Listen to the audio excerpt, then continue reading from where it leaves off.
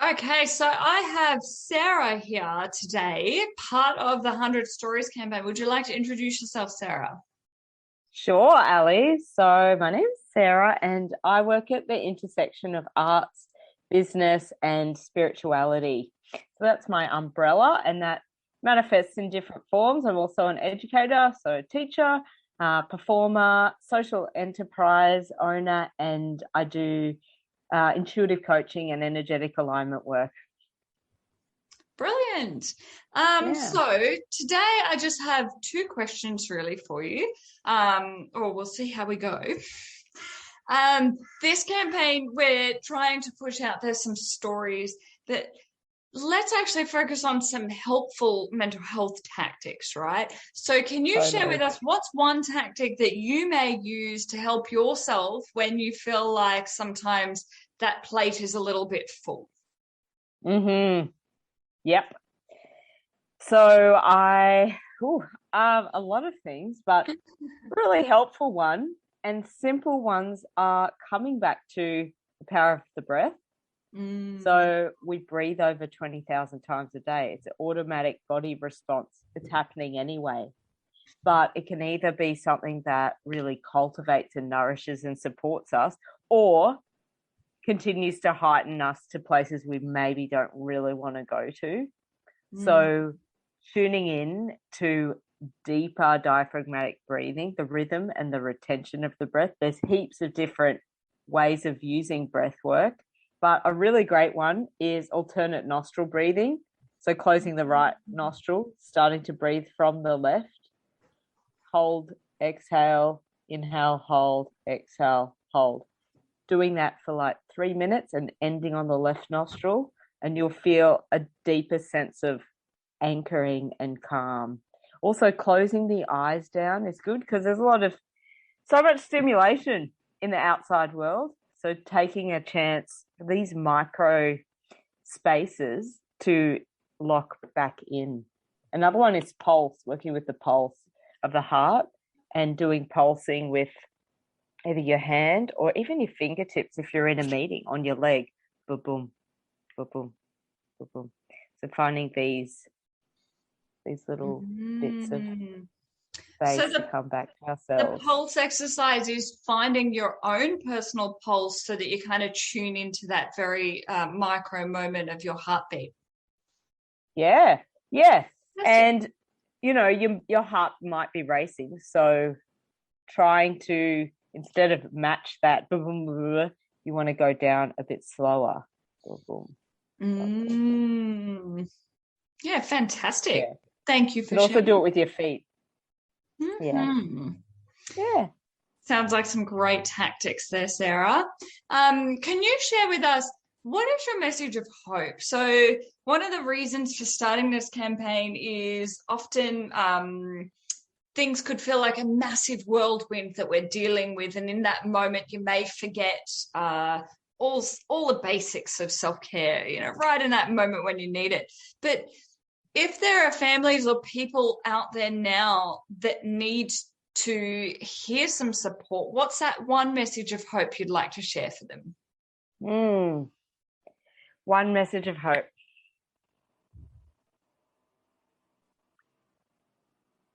Come back to your holistic well-being Mm.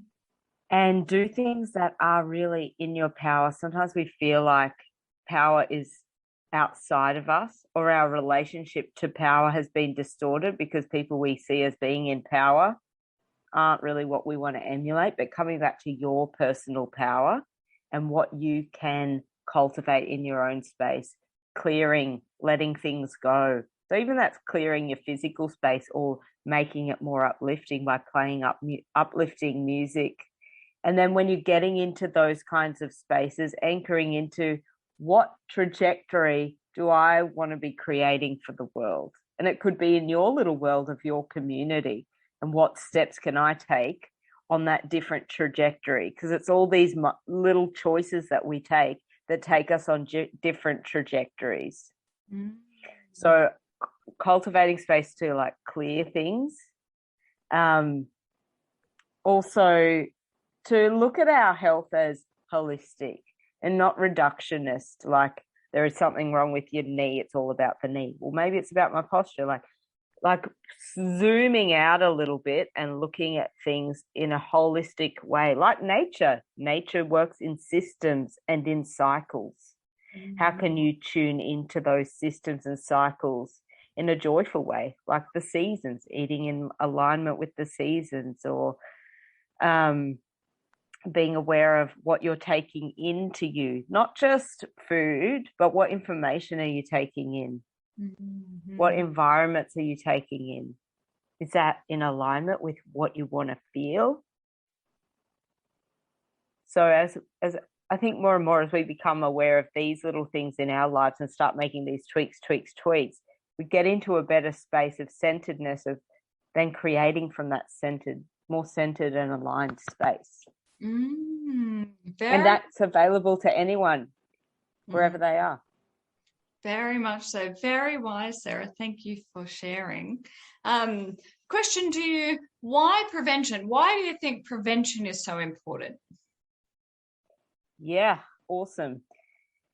Well, just like I was saying, with those little choices that sent us on trajectories, on different trajectories, that's what prevention does. It comes in when there might just be seeds of thoughts or exposure to things and being like, oh, I thought I could only respond to it in these ways, but there's all these other things that are available to me. Great. And that's what prevention is for me. Like it's, okay, like expanding the scope of what is available and what's possible for someone by giving them skills, tools, or exposure to all these other things that really are there and available to them, as well as shifting their mind to see things a little bit differently, which is incredibly powerful. Yeah, absolutely. Are there any further questions, queries, or comments that you would like to share?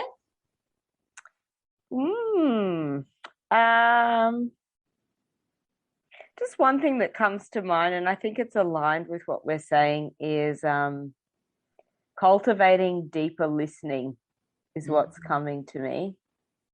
So we think about, one mouth, two ears, so, spend double time listening and less time speaking, but not just listening with our ears, but listening to our inner voice. And when we carve out those times of spaciousness to do that, then we're available to receiving our own guidance and wisdom and tuning in with ourselves. And that is also something that's available to everyone. So, yeah, cultivating deeper listening. Fantastic. And if there's anyone that's listening to this story right now that wants to stay in touch with you, how can they do that? Yeah, awesome. My website is sarahripper.com. I've also got a YouTube channel, Align and Create with Sarah. And I have tracks on Insight Timer. So if you're on Insight Timer and listening to different meditation tracks, I'm on there too. Fantastic. We'll make sure to drop that in the comments. Thank you so much for your time today, Sarah. You're welcome. Thanks for having me, Ali. Love your work.